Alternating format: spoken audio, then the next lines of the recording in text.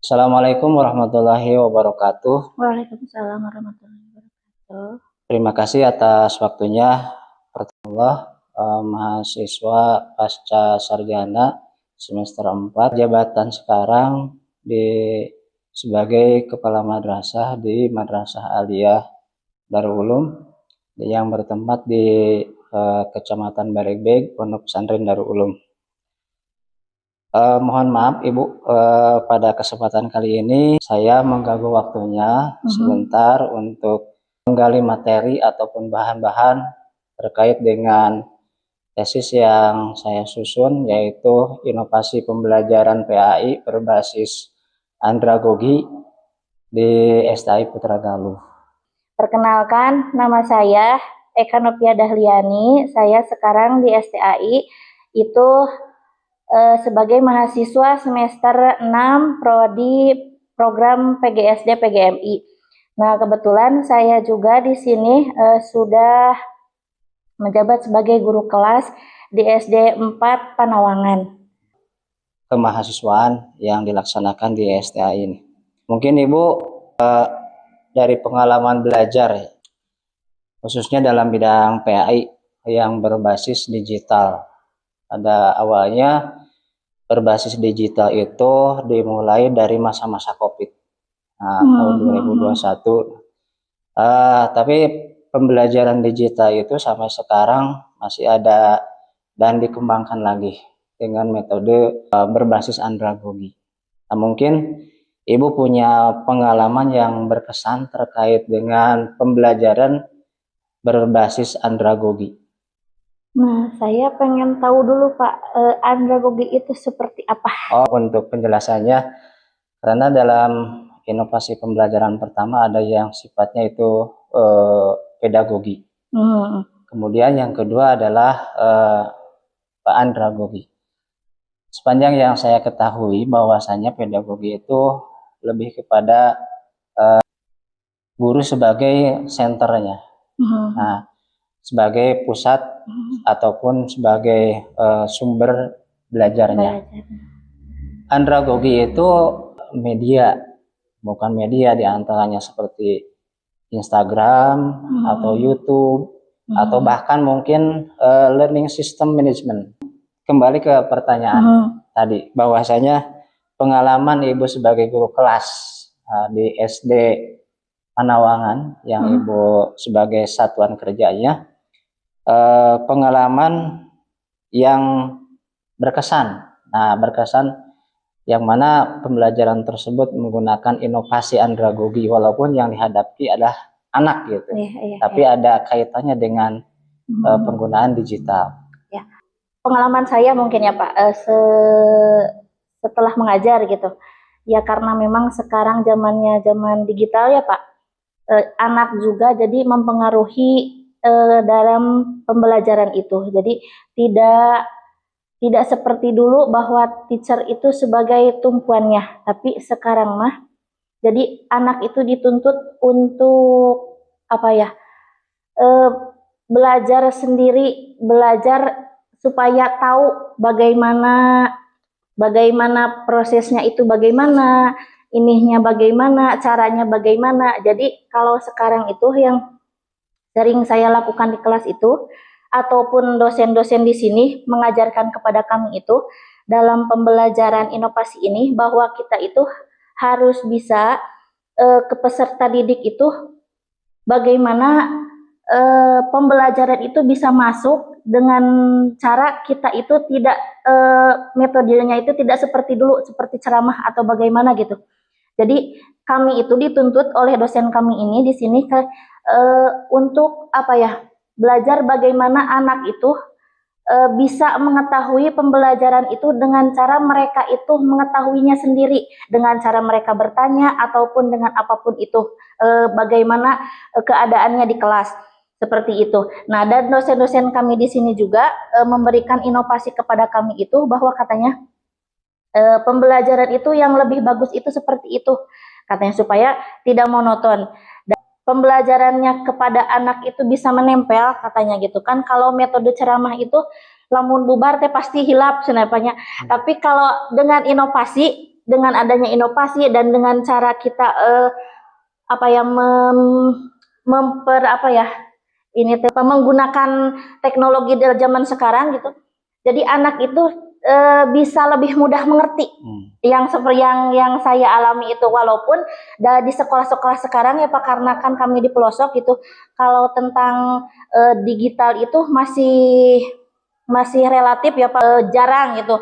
Anak-anak juga kan ke sekolah tidak diperbolehkan untuk membawa HP gitu. Jadi sebisa kami sebagai guru, apalagi guru kelas, jadi kami memberikan pembelajaran kepada anak didik itu dengan inovasi dan kreasi kami guru sebagai guru itu harus seperti apa supaya pembelajaran yang kami berikan kepada anak itu benar-benar menyerap kepada pembelajaran yang mereka tangkap itu, seperti itu mungkin interaktif plat panel. Nah, di sekolah saya juga menerapkan itu. Kalau anaknya itu susah banget kan, kalau di kelas rendah itu Pak susah sekali ya untuk mengajarkan apapun itu kalau tidak ada inovasi dari gurunya ataupun dari tenaga pengajarnya. Kalau seandainya pembelajarannya itu monoton saja, anak itu tidak akan bisa mendengarkan, yang ada mereka itu akan gaduh. Yaitu yang saya ketahui kan, alhamdulillah dengan adanya interaktif plat panel itu, saya juga di sekolah itu terbantu Pak. Karena bagaimana, jadi anak itu berusaha untuk bisa berinovasi sendiri, berusaha untuk anak itu supaya bisa bertanya. Jadi tidak hanya guru yang bertanya kepada murid, tapi murid diusahakan bisa bertanya kepada gurunya. Nah itu mungkin yang saya ajarkan kepada anak didik saya, dan itu juga yang dosen-dosen di sini terapkan kepada mahasiswa ini, supaya nanti kalau pembelajaran di kelas diusahakan anak itu jangan terpacu kepada guru, tapi biarkan anak itu berinovasi sendiri, seperti itu. Mungkin Ibu bisa pengalaman Ibu waktu ketika Ibu berada di posisi murid Ibu dengan Ibu sekarang, dulu itu sebagai murid, sekarang sebagai guru. Nah itu kan apa yang Ibu rasakan? Bedanya mungkin kalau dulu itu yang saya rasakan itu kepada guru itu takut, segan, gimana gitu ya. Kalau disuruh langsung gitu ya Pak. Kalau dulu bedanya dengan sekarang. Kalau sekarang itu kepada guru itu, jadi anak-anak didik itu kebanyakan itu menganggap seorang guru itu teman mereka. Kalau sekarang baik itu kelas rendah ataupun kelas tinggi, ya emang mungkin Pak, yang saya rasakan kalau sopan santun ada, tapi tingkat takutnya mungkin Pak, segannya berbeda antara guru yang dulu sama guru yang sekarang. Kalau sekarang bukan takut, bukan segan, jadi anak didik itu kepada kita sebagai guru itu jadi menganggap kita itu sebagai teman, sebagai yang mengayomi mereka, bukan sebagai dulu kan. Kalau dulu mungkin karena takut, kalau salah sedikit ada hukumannya. Kalau sekarang kan tidak boleh seperti itu. Nah, jadi perbedaannya mungkin seperti itu Pak. Jadi dulu kita kepada guru kita itu takut, segan, dan bagaimana gitu. Kalau sekarang hormat, ya hormat. Dia menyayangi kami, tapi perbedaannya bahwa mereka menganggap kami adalah teman mereka. Jadi yang mengayomi mereka, yang mengajarkan mereka, tapi bukan sebagai penakut mereka, gitu, seperti itu. Tapi posisi guru juga mungkin ya, jadi tidak menganggap ataupun tidak mempermasalahkan status sebagai seorang guru dan dianggap sebagai seorang teman dikala mereka membutuhkan. Tidak ada masalah selagi mereka itu tahu batasannya. Tahu batasannya ketika di sekolah itu bagaimana, ketika dia belajar di kelas itu seperti apa, ketika di ruangan kelas itu seperti apa. Nah, kebetulan kalau di ruangan kelas mereka itu seperti kepada kita itu seperti, ya memang seperti ibunya, tapi mereka itu menganggap kita sebagai teman, jadi mereka curhat apa adanya gitu. Kan kalau dulu saya saja sama guru saya tidak pernah curhat seperti itu. Tapi kalau sekarang anak didik peserta didik saya itu jadi ke saya, ibu aku sekarang ini, jadi mereka itu bercerita kepada saya teh seperti itu Pak. Jadi mungkin secara gampangnya bisa, kalau dulu itu teman sekolah, mungkin murid ibu dulu ataupun ibu ketika di masa sekolah SD, ibu curhat itu ke teman. Iya, seperti Tapi itu. murid sekarang curhat itu kepada gurunya. Iya. Jadi ada pendekatan emosional antara guru dan muridnya itu. Iya. Nah, mungkin dari metode-metode perbandingan antara zaman dulu, metode dulu dan sekarang itu juga sangat berbeda, dan sebagai metodenya juga, caranya juga, dan lain sebagainya, bahkan stigmanya juga berbeda. Nah, ketika ibu sebagai posisinya sebagai mahasiswa di STI Putra Galuh, kiranya dalam kondisi apa ibu merasa paling mudah memahami materi? Ketika gimana ya Pak? Ketika mungkin moodnya lagi seneng. Ketika moodnya lagi seneng, terus ketika dosennya yang membicarakannya itu memaparkan materinya itu menyenangkan, terus ketika materinya juga disenangi oleh kita, nah di situ mungkin ada rasa kepuasan sendiri mungkin Bapak, seperti itu. Jadi jadi gimana ya, perkuliahan itu yang ditunggu-tunggu seperti itu. Jadi terkesan kami kan di sini ya Pak, ke kuliah itu cuma 3 hari, Selasa, Rabu, dan Kamis. Nah, jadi adalah mata kuliah yang memang saya gimana ya, senangi. Gitu, senangi. Dan gimana ya,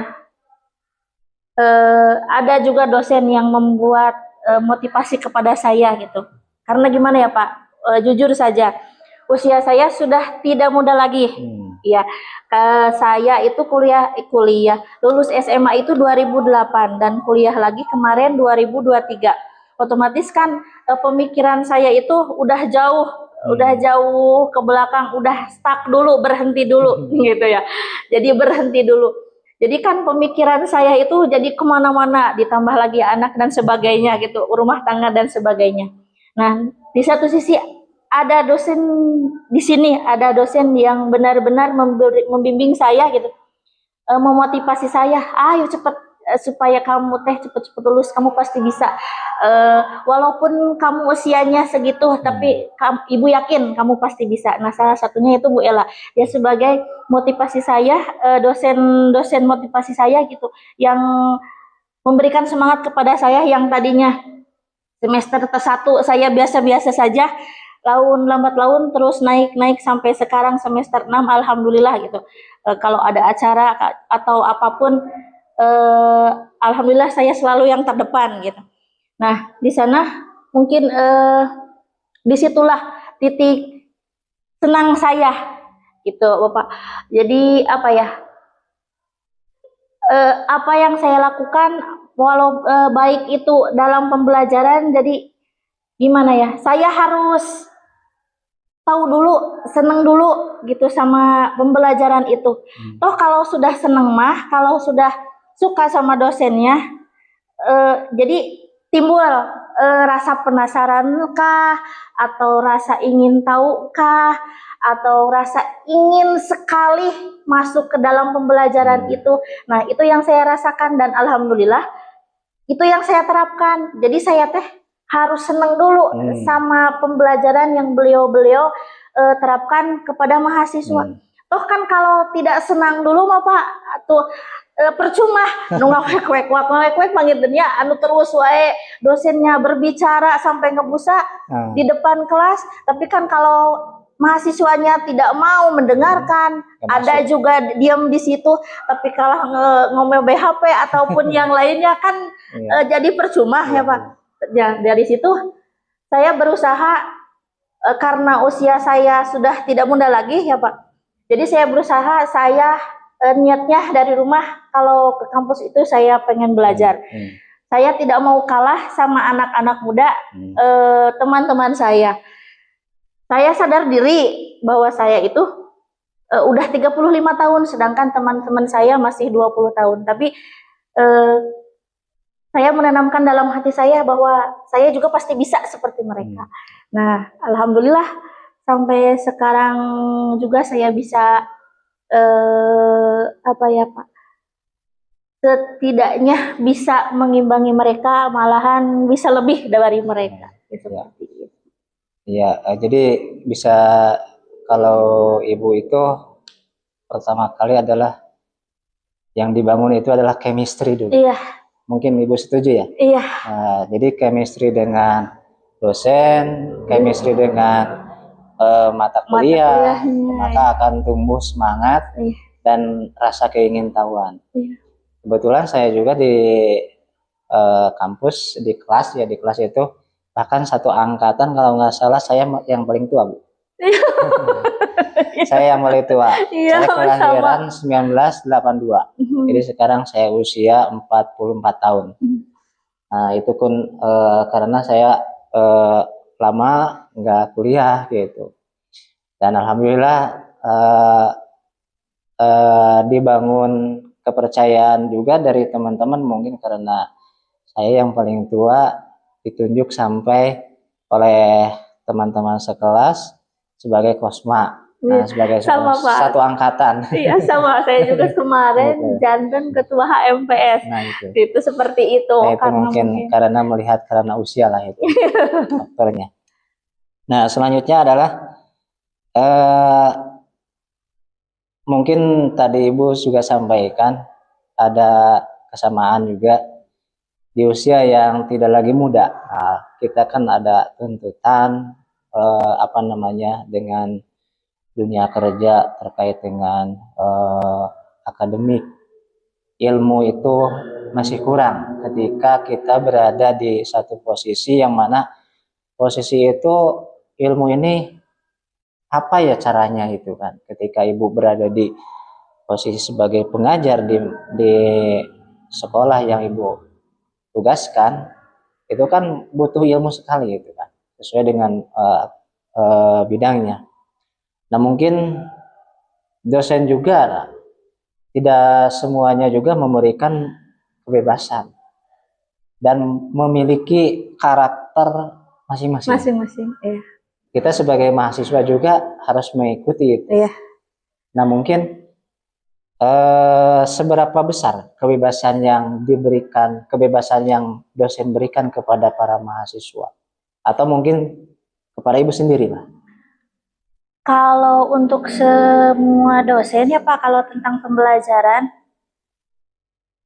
sebenarnya dosen itu tidak memberikan batasan kepada kami. Kami boleh berinovasi atau berkreasi sendiri, asalkan tidak menyimpang dari apa yang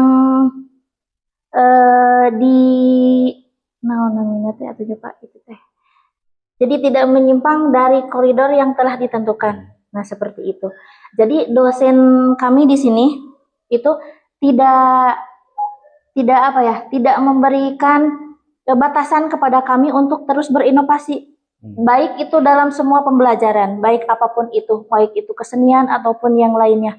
Jadi kami ini mahasiswa di sini diberikan kebebasan untuk berinovasi apapun itu. Dan di sini di kampus ini menampung inspirasi mahasiswa itu atau inovasi yang mahasiswa itu dapatkan, baik itu dari perorangan ataupun dari kelompok. Jadi inspirasi itu atau kreativitas mahasiswa itu ditampung oleh kampus sendiri. Dan kalau seandainya kreativitas dan inovasi itu oleh kampung di ACC, oke. Kalau seandainya tidak, ya jangan putus asa katanya gitu, seperti itu. Jadi di sini dosen itu tidak memberikan batasan kepada mahasiswanya untuk berkreasi atau berinovasi. Bebas mau bagaimanapun itu, kecuali dia tahu sendiri batasannya itu seperti apa, seperti itu Pak. selagi tidak keluar dari ketentuan-ketentuan Iya, kampus gitu. iya, Jadi iya kampus seperti itu itu. memberikan kebebasan yang seluas-luasnya Iya, kepada iya. mahasiswa. Nah, sepanjang pengalaman Ibu juga sebagai jabatan juga punya posisi di kalangan mahasiswa dan sudah dosen juga sudah percaya dengan kemampuan yang Ibu punya. Kemudian, apakah Ibu pernah menentukan satu topik dalam dalam pembelajaran? Kalau dalam pembelajaran pernah satu kali. Iya. Itu teh mata kuliah yang tadinya tidak ada di sini. Kan biasanya semester saya gitu ya. Tadinya tidak ada yang namanya KTI. Terus saya tuh protes itu teh. Kenapa tidak ada KTI katanya? Kata saya protes langsung kepada Dokter Andes, Bu Ella, Bu Nur Latifah, karena beliau sebagai ketua prodinya.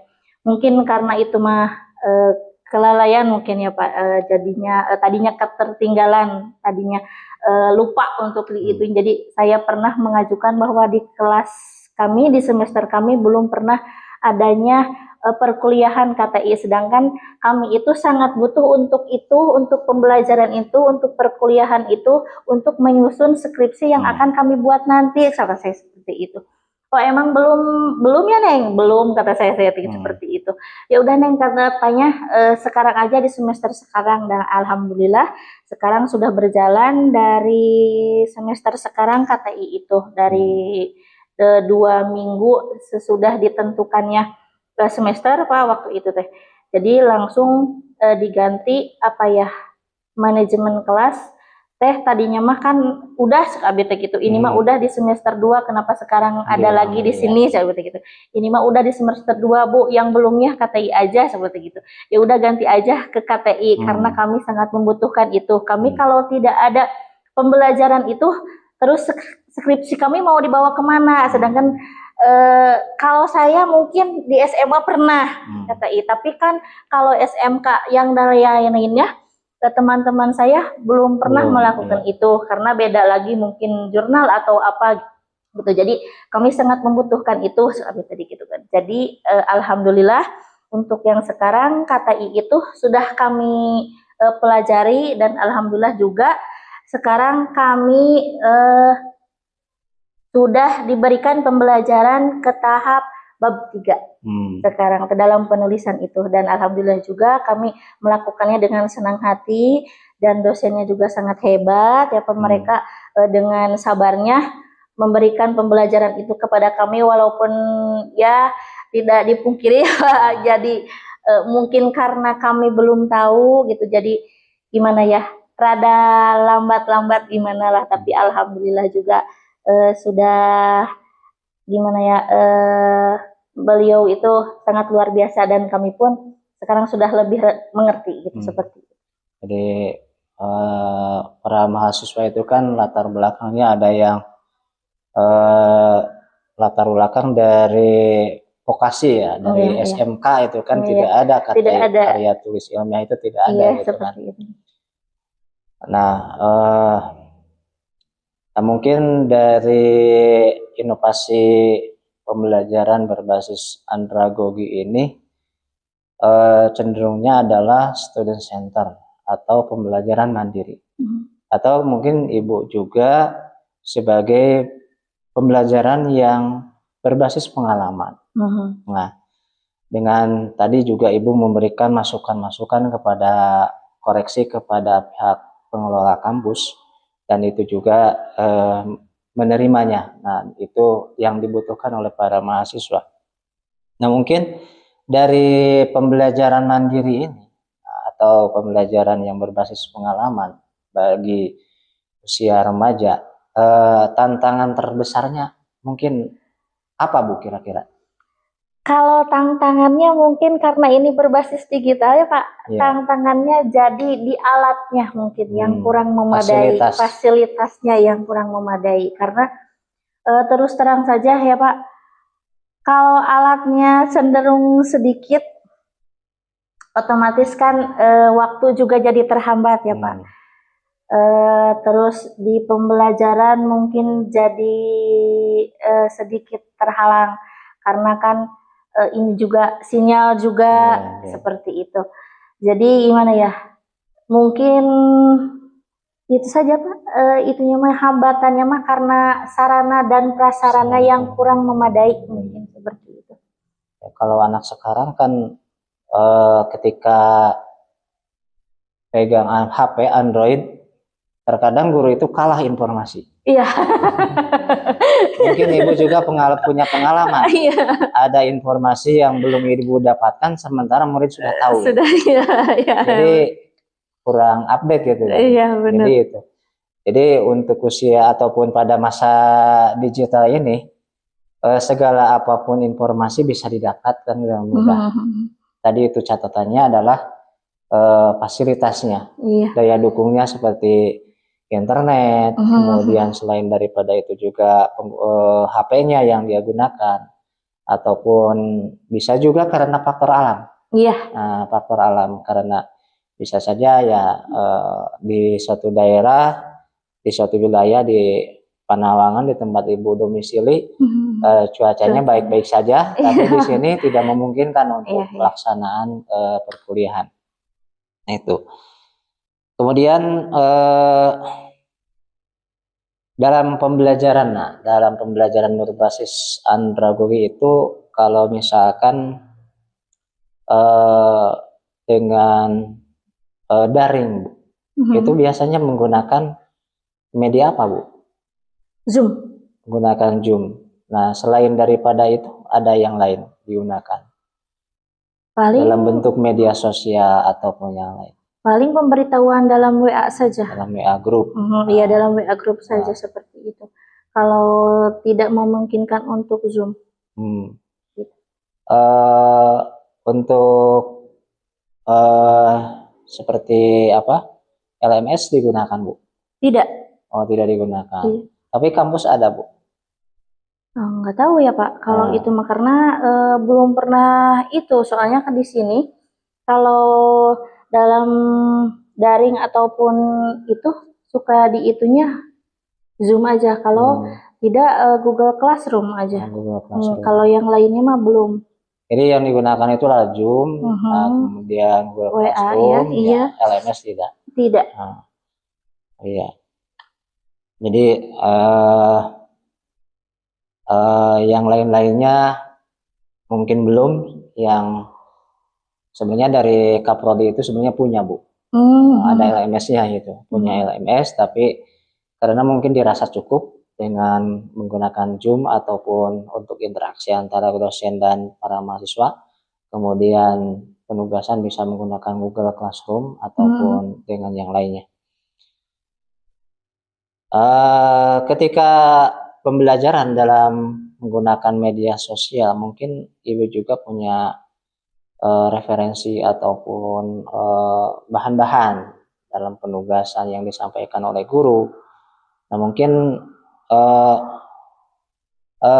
aktivitas apa nih yang Ibu yang bisa membantu gitu kan? Materi mata kuliah ini misalkan, oh kurang jelas, Ibu itu bisa cari dari mana gitu, dari referensinya. Nah, mungkin Ibu bisa ceritakan untuk membantu pemahaman Ibu itu menggunakan apa? Nah, untuk membantu saya ketika mengerjakan tugas ya Pak, karena sekarang masih sistem digital ya Pak. Terus terang saja kalau saya bisa ke Google, harus ke mana? Menanyakan itu, atau ChatGPT atau Gemini. Yang paling sering itu GPT, Gemini, dan Google itu sendiri. Tetapi dosen menganjurkan kepada saya dan mahasiswa yang lain, kalian boleh menggunakan internet untuk melakukan itu semua, baik itu dalam UTS, UAS, ataupun dalam pembelajaran di kelas, katanya seperti itu. Tapi kalian harus ingat bahwa apa yang dipaparkan dalam GPT itu belum tentu benar. Jadi kalian sebisa mungkin harus bisa memparafrase apa yang ada dalam GPT itu. Dan kebetulan di kami juga ya Pak, kalau seandainya dalam perkuliahan atau dalam UTS, dalam UAS dan yang lainnya itu, kalau seandainya mahasiswa itu menggunakan internet atau jawabannya dari internet, di sini sudah otomatis jawabannya itu kalau semuanya dari internet itu tidak akan bisa dibaca oleh sistem. Jadi kami sebagai mahasiswa itu boleh, kata dosen juga, boleh kalian itu melakukan apapun ke internet. Boleh sharing-sharing atau share-share apapun itu ke internet, tapi kalian itu harus menggarisbawahi bahwa apa yang kalian lihat itu, apa yang kalian baca itu belum tentu benar. Baik itu di ChatGPT, Gemini ataupun yang lainnya. Kalian harus bisa membaca kembali atau memberikan inovasi sendiri tentang apa yang dia paparkan dengan cara memparafrase apa yang ada di GPT itu. Jadi jangan langsung di copy paste, katanya seperti itu. Jadi ada plagiasi ya? Iya. Nah, plagiasi. Jadi tidak semua perguruan tinggi ataupun universitas juga memperbolehkan, cuma ada batasannya. Itu ada batasan-batasan tertentu, tidak semuanya menggunakan ataupun mengambil sumbernya dari internet gitu kan. Nah, selanjutnya adalah terkait dengan dampaknya Bu, dampak pembelajaran. Nah, ketika Ibu menerapkan pembelajaran berbasis digital di sekolah Ibu dan Ibu melaksanakan kegiatan perkuliahan di perguruan ini dengan berbasis digital, apakah ada dampaknya Bu? Kalau dampak pasti ada ya Pak.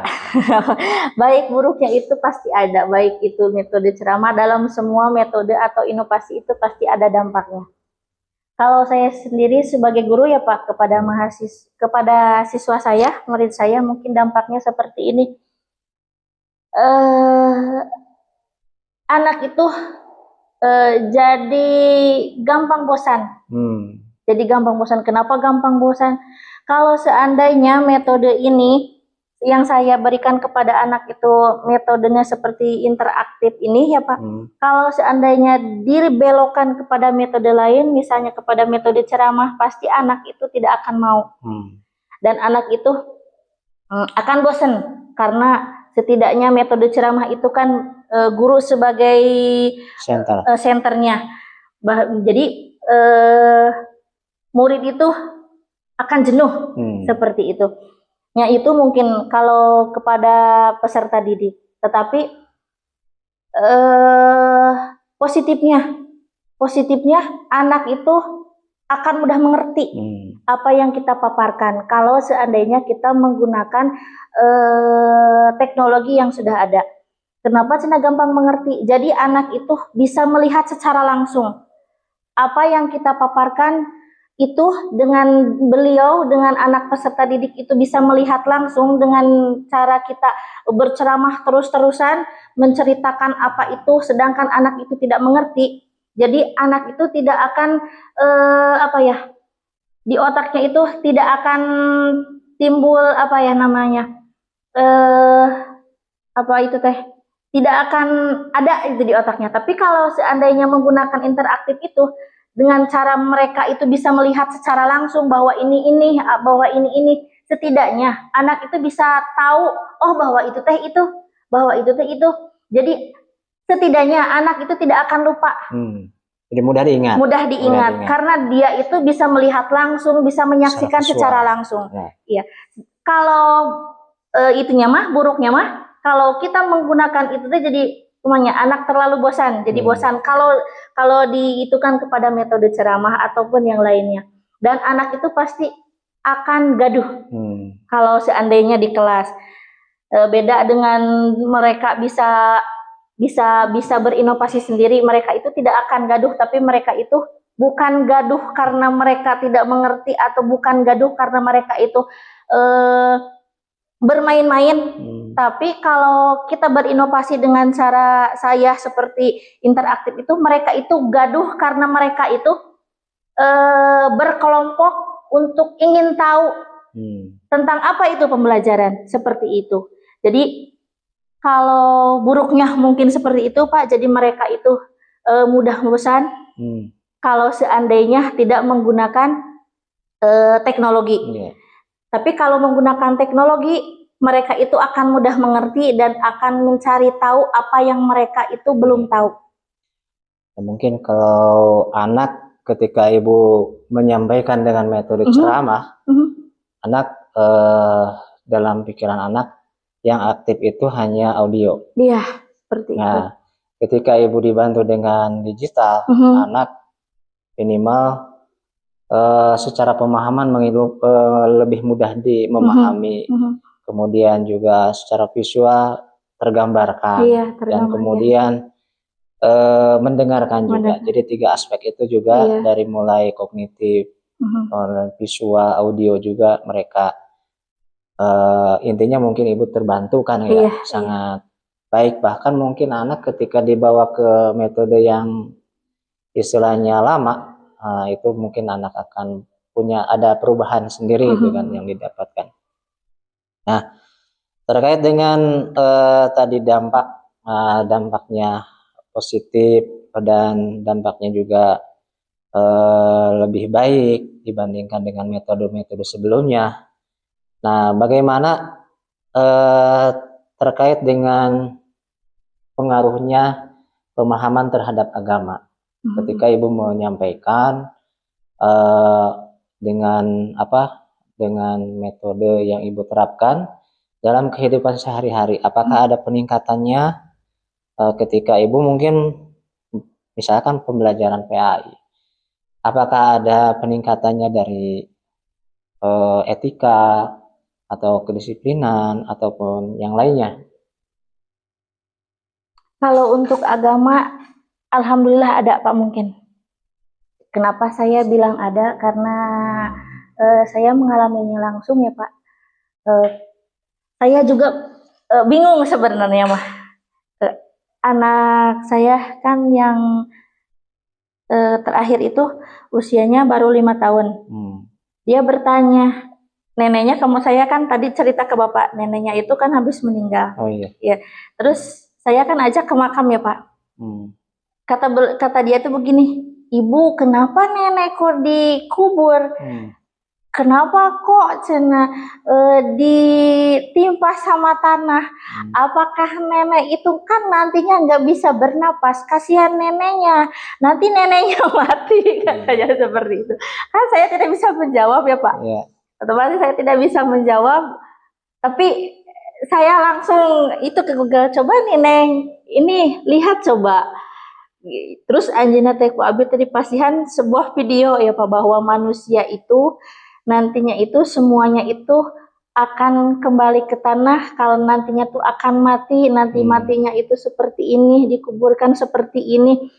Terusnya tuh yang masih hidup harus mendoakan seperti ini. Terus intinya itu bahwa manusia itu tadinya dari tanah, nantinya akan kembali ke tanah, seperti itu ya Pak dalam video itu.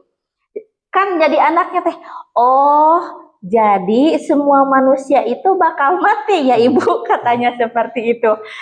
Terus nanti semuanya kembali ke tanah ya Ibu. Terus Allah itu cuma ada satu ya Ibu, katanya begitu. Jadi mungkin Pak, dalam kehidupan sehari-hari memang tidak semua pertanyaan yang diberikan kepada anak itu bisa saya jawab, atau bisa saya sebagai guru itu bisa menjawabnya.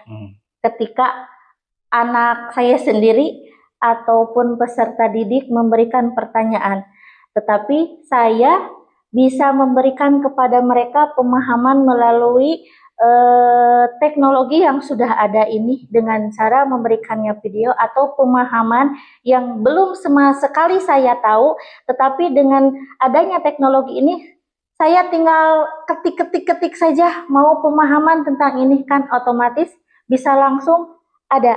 Tetapi mungkin kalau bagi saya ya Pak, karena saya di SD terus saya di kelas rendah, saya usahakan pemahaman yang saya berikan kepada mereka itu dengan cara apa yang namanya sanes rendah Pak. Jadi mudah dimengerti dalam posisi tidak terlalu tinggi, tidak terlalu rendah. Jadi Menyesuaikan ya. menyesuaikan kepada usia mereka sendiri. Kan kalau seandainya posisinya tidak sesuai, anak itu bukannya mengerti, yang ada malah timbul pertanyaan-pertanyaan yang kemana-mana. Tapi kalau kita memberikan pemahaman dengan benar dengan cara teknologi ini, otomatis anak itu bisa mengerti sendiri dengan apa yang kita berikan itu. Seperti itu mungkin.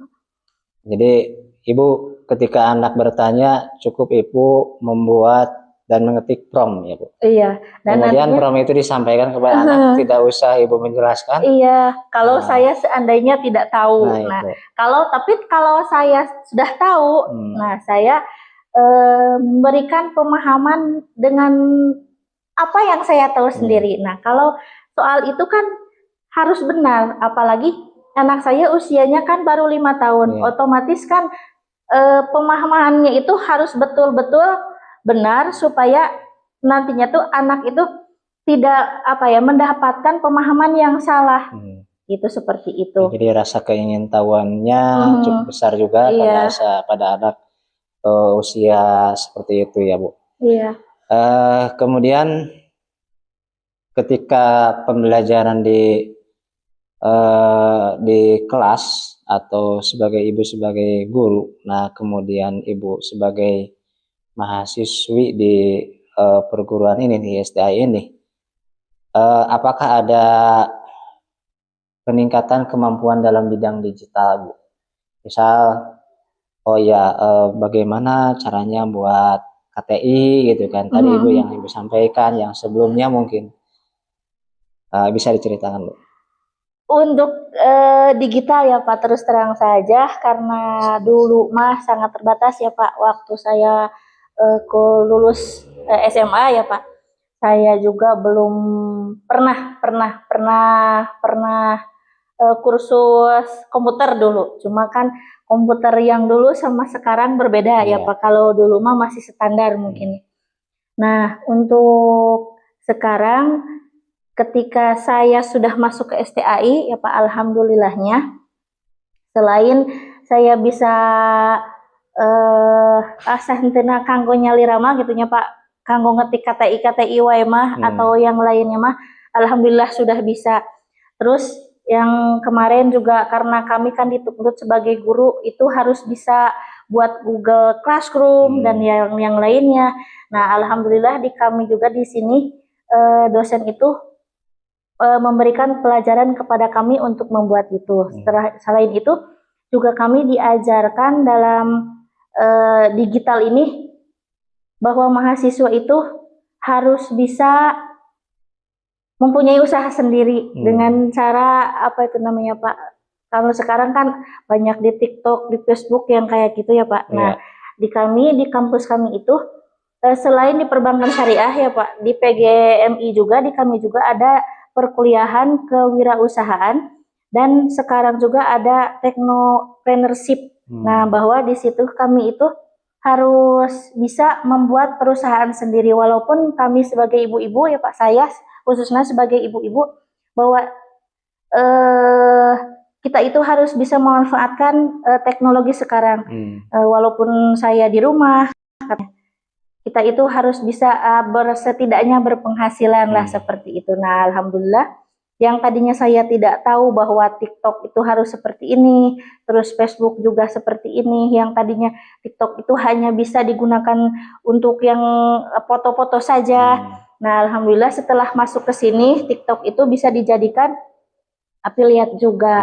Seperti itu, Bapak, dan alhamdulillah saya juga sudah masuk di affiliate TikTok, terus affiliate Facebook karena ada pembelajarannya waktu semester 2 itu pertama kali saya masuk ke affiliate Facebook yang pertama kali dan diajarkan bahwa kalian juga bisa jualan di sini, dan waktu itu alhamdulillah saya itu diajarin sama Pak Irwan, beliau dosen dari Bandung. Nah, waktu itu juga saya jualan laptop Pak, dan beliau yang memfasilitasinya.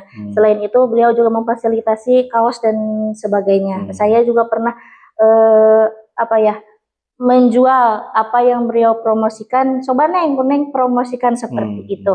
Nah, dan alhamdulillah sekali Bapak saya sebagai udah masuk ke sini tuh jadi tahu bahwa Facebook itu tidak hanya untuk seperti itu, dan TikTok itu tidak hanya seperti itu. Jadi ada sisi positifnya bahwa kita itu bisa menggunakan TikTok itu dengan sebaik mungkin gitu, seperti itu.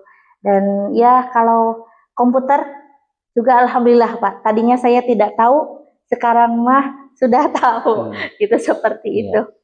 Jadi mungkin media sosial itu bukan hanya sebatas entertain, hiburan, dan sebagai publikasi, tapi juga kalau dalam istilah sekarang mungkin nama dan istilahnya adalah penghasil cuan juga. Iya, seperti itu Pak ya. Nah, itu kan banyak sekali ya sekarang ini dimanfaatkan, dan pasar itu ataupun toko dan supermarket itu sudah masuk ke kamar-kamar ataupun ke HP kita, tanpa kita harus keluar rumah untuk mencari sesuatu yang kita butuhkan. Untuk selanjutnya adalah terakhir Bu, ini untuk harapan terkait dengan apa yang mungkin harapan Ibu sebagai mahasiswi di STAI ini. Nah, ini ada mungkin sesuatu yang mungkin Ibu tidak bisa diceritakan, dan itu pun tidak boleh diceritakan terkait dengan kekurangannya dan harapannya mungkin Bu. Harapannya apa gitu? Kalau harapannya mungkin mudah-mudahan ya Pak, STAI itu lebih maju lagi ya Pak, terus menghasilkan atau mencetak mahasiswa-mahasiswa yang benar-benar unggul, jangan kalah dengan universitas-universitas yang lain. Mudah-mudahan STAI itu tetap berjaya, dan jangan pantang menyerah. Tunjukkanlah bahwa kami bisa, dan kami bisa seperti kalian semua. Kami tangguh, kami bisa bekerja keras. Pokoknya STAI selalu di depan buat kami. Itu harapan tentang lembaga ya Bu ya? Iya. Nah, mungkin harapan Ibu tentang model pembelajaran yang diharapkan dari STAI, yang ingin mungkin seperti ini juga baik, tapi harapannya juga lebih baik. Mungkin Ibu modelnya mau seperti apa gitu menurut Ibu secara pribadi ataupun yang lainnya? Kalau untuk model pembelajaran saya kira sudah cukup ya Pak untuk semua dosen. Jadi tetaplah menjadi diri pribadinya sendiri, tidak usah ikut-ikutan porsi orang lain, karena orang itu tidak semuanya sama, dan saya menghargai apa yang beliau-beliau dosen-dosen hebat itu berikan kepada kami. Mungkin kalau seandainya mahasiswanya belum mengerti, itu kesalahan dari kami sebagai mahasiswa, dan untuk semua dosennya saya rasa sudah cukup. Kalian semua hebat dan sabar dalam menghadapi mahasiswanya, dan saya cuma bisa bicara satu kali lagi, tetaplah menjadi dirinya sendiri, tidak boleh menjadi diri orang lain. Seperti itu.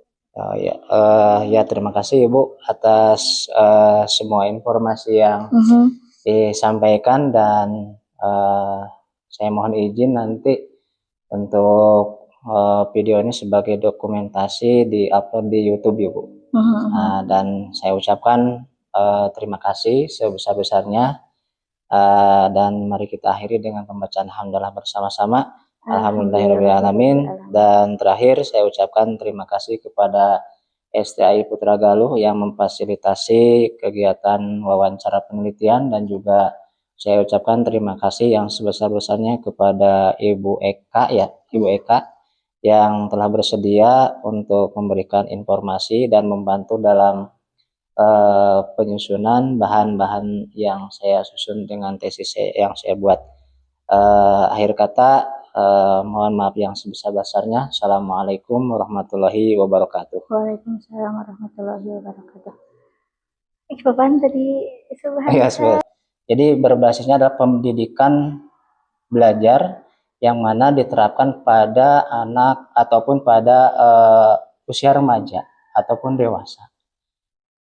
Itu karena seperti Ibu tadi sampaikan, Ibu juga mengajar sebagai guru kelas. Iya. Nah, itu kan andragogi itu kebutuhannya sudah dipraktekkan secara langsung di lapangan dan mungkin karena ini adalah berbasis digital, nah Jadi, ada kaitannya. Nah, itu mungkin salah yang pandang tentang pendidikan andragogi. Kemudian dari pembelajaran di STAI juga itu kan ada yang sifatnya luring ataupun daring. Nah, yang ataupun gabungan atau blend learning, campuran antara luring dan daring. Nah, mungkin ada yang daringnya, dari itu kan daringnya itu membutuhkan